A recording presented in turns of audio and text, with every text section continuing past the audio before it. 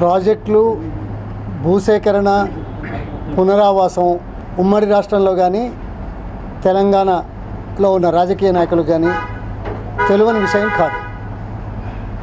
ఈ నేపథ్యంలో ప్రజలను భయాందోళనకు గురిచేసి వారిని బలవంతంగా భూములు తీసుకునే కార్యక్రమం ఏదైతే చేపట్టినట్టుగా ఇక్కడ యువకులు అందరూ కూడా చదువుకున్న వాళ్ళే. నువ్వేం చదువుకున్నావు బాబు? బీఎస్సీ, బీటెక్, ఇంకా ఎంకామ్, నువ్వు ఎంకామ్, నువ్వు ఎంబీఏ. ఇట్లా చదువుకొని గ్రామాల్లో ఉద్యోగాలు లేకుండా ఉన్న నేపథ్యం ఒకటైతే, ఉద్యోగాలు ఇస్తామని చెప్పిన దానికి ఆశ కనబడతలేని విషయం మరొకటైతే, భూములు బలవంతంగా తీసుకునే కార్యక్రమం ఇది ప్రతిఘటించాల్సిన అవసరం. గత ప్రభుత్వ కాలంలో సుమారు 6 లక్షల ఎకరాలు ఒక్క భూ యజమాని కూడా న్యాయస్థానాలను ఆశ్రయించకుండా తీసుకున్న చరిత్ర కాంగ్రెస్ ప్రభుత్వ కాలంలో చేసింది. అట్లాగే దేశంలో పునరావాస కార్యక్రమం అన్ని రాష్ట్రాల కంటే మెరుగైన పునరావాస కార్యక్రమాన్ని గత కాంగ్రెస్ ప్రభుత్వంలో చేయగలిగాం.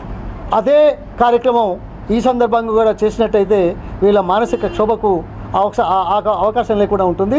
ఇది ప్రభుత్వం దృష్టికి తీసుకుపోవడమే కాకుండా కాంగ్రెస్ పార్టీ పక్షాన మేము తప్పనిసరిగా మీ అండగా ఉంటాం.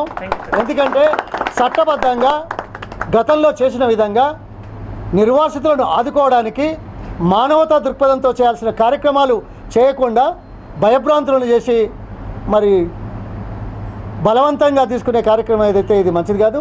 అదేవిధంగా వీళ్ళు ఇంతకుముందు చెప్పిన విషయాన్ని బట్టి పునరావాస కార్యక్రమం గురించి ఏమాత్రం మాట్లాడకుండా, భూమి కేటాయించకుండా, మౌలిక వసతులు గ్రామం కనుక పునరావాసం చేయాలి అంటే మరో దగ్గర మొత్తం భూసేకరణ చేసి అందరికీ హౌస్ సైట్లు ఇచ్చే మాదిరిగా చేయడమే కాకుండా కరెంటు, రోడ్లు, మంచినీటి సౌకర్యం ప్రభుత్వమే కల్పించాల్సిన బాధ్యత ఉన్న నేపథ్యంలో ఈ 20 గ్రామాలకు కూడా అదే పద్ధతిన గతంలో ఉమ్మడి రాష్ట్రంలో నిర్వాసితులకు చేసిన మాదిరిగా చట్ట ప్రకారం చేయాల్సిన బాధ్యతను మేము ఈ సందర్భంగా ఈ ప్రభుత్వానికి గుర్తు చేస్తున్నాం.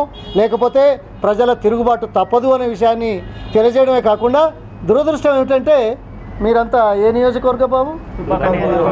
దుబ్బాక, గజ్వేల్, దుబ్బాక. గజ్వేల్ అంటే ఎవరు? ఏది మన ముఖ్యమంత్రి గారిదా? అతని ఫామ్ హౌస్ నుంచి 20 కిలోమీటర్లు.